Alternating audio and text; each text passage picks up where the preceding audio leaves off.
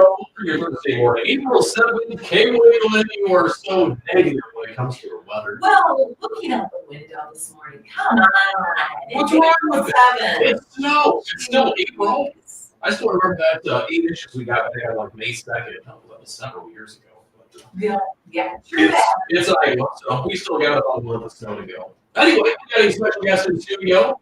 Do the honors, Kaylee. We do, Chief Hugh Anderson. Good morning. Please Good tell me morning, about both your of you. city. We have not seen you for a while. It has been a while. I'm not sure about the moniker special, but we'll go with that. So, We've got great updates to talk about today. Sure. Go ahead, Chris Bergo. I have the list in front of me. Well, there's plenty of subjects to talk about. Of course, I've been seeing some ATVs or UTVs driving around. Well, anyway, UTVs. yeah, I think you're right. Now, a UTV and ATV ordinance is in effect. How does that work? Talk about how to get registered for that, the costs. Okay. So the council did pass the UTV law that allows UTVs to drive around for recreational use. It's $30. Come down, you get your registration sticker at the police department. Do it anytime during business hours. You can get online to the City of Charles City website and download the form, fill it out, send it in to us, and we'll send you a registration sticker. The ordinance does allow ATVs also, which are the ones that you straddle or sit on. Normally they're 1 or 2 people, and it allows those for snow removal. We have had some requests come to us that they want to use our ATVs for snow removal in the downtown area and around the city instead of trying to load them back on the trailer. And they thought it'd be really nice. So we did pass that also. So they shouldn't be driving around to the restaurants, bars, and shopping downtown in them, but the UTVs are more than welcome to do that. And I think it's going really well. I think we're just up to about 40 of them registered, and you probably have seen them. They come downtown and drive around. They've all been following the law. The ones We've had some complaints, minor complaints, but I mean, we get so many complaints on cars, bikes, and everything else, and snowmobiles, and so it's not really much difference there. It'll be, I think, a really good program to get people in something different. So how does that talk about golf carts? Can you have golf carts? You cannot. So golf carts right now are prohibited to be on the roads. And part of the reason on that was UTVs do have a lot of safety features. Golf carts, they have brake lights, they have the headlights, they do have seat belts, and a lot of things that protect the occupants in there. They also get up to speed so that you're not impeding traffic so much as you would possibly with the golf cart.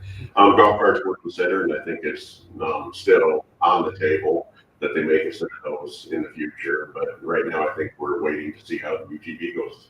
I was surprised to know that UTVs have turn signals. I just learned that yesterday. Well, my husband is a recent new owner of a UTV, and he's been tinkering around with it. And they do have a lot of great features. They do. Some have turn signals, some don't. They cost upwards of $50,000, so you can start out at the very bottom, get one with the basics and no doors and no windshield, which today I don't think would be the best way to drive around, but they come with heat and air and everything else, just like a vehicle that are harness. Nice. So Can't go wrong with that. All right. To steal this week. oh, you're just right. So, Just Chris's. oh yeah, a big bike ride. Of course, ride is overnight in Charles City on the Thursday night of Ride By. Am I correct on that? I'm not even sure you can say that word. You have to call it big bike ride. The big bike ride. You can say it in referencing. Right. But of course, you guys are very involved in that all the time. Talk about what you guys are thinking about and planning for.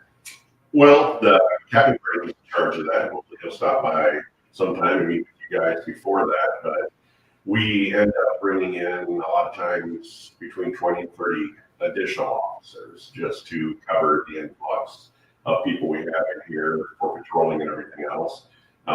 It's a time enjoyed by most people. For us, it's a lot of work. For the street department, it's a lot of work. But in the end, it's I think it really pays off. And I think most of the officers really enjoy it. I mean, it's a time to get out and meet a lot of people you wouldn't normally meet. Last time we were at a ride, I ended up talking to officers from New York City ended up talking to officers from Tallahassee, a lot of different places. You just meet people, and it's a good event. It is a lot of work for us, a lot of work for all the volunteers.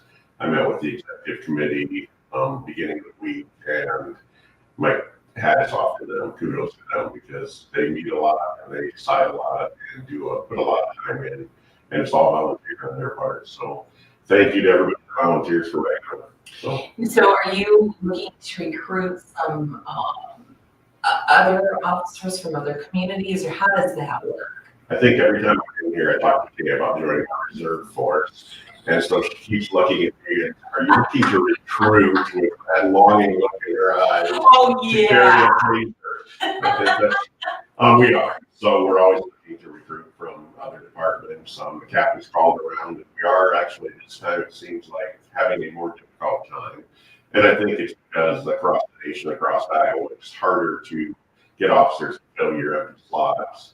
And so those departments are probably down officers quite a bit. And for them to send officers to town to help us is, sort of hardship on their part. So we are trading with West Union, which is usually not the way we do it. We trade with somebody not the night before or the night directly after, because that's what their officers get a lot of sleep sometimes.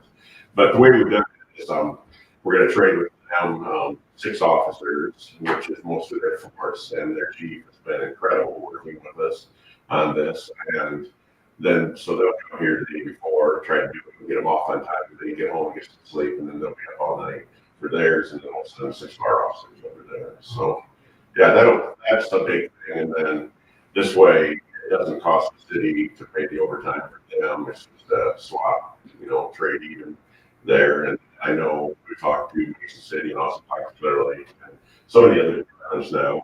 We do have some officers coming from as far as, if I'm not mistaken, I think he has some out of Cedar Rapids that actually all to work in Charles City. So they heard that it's fun, I guess. So we'll see. Yeah, see if they come back. So on that note, is the Charles City Police Force fully staffed yet? Or are you still down some officers? We're down 2 officers. So we have made 2 offers on that front. So we actually, I think I could probably release, we actually do have a starting on the 18th of this month. So welcome back, Dave. Yeah. If you remember that, he was with us years ago, and he's coming back with another offer out at this time still pending. And then the last 2 that we've hired will both leave for the Iowa Law Enforcement Academy the first part of May. And unfortunately, the academy moved it back. They were supposed to start already here in April, but they would have been done in time to work RAGBRAI. But those 2 now will not be available for RAGBRAI. They'll be gone until the first part of August. That's horrible.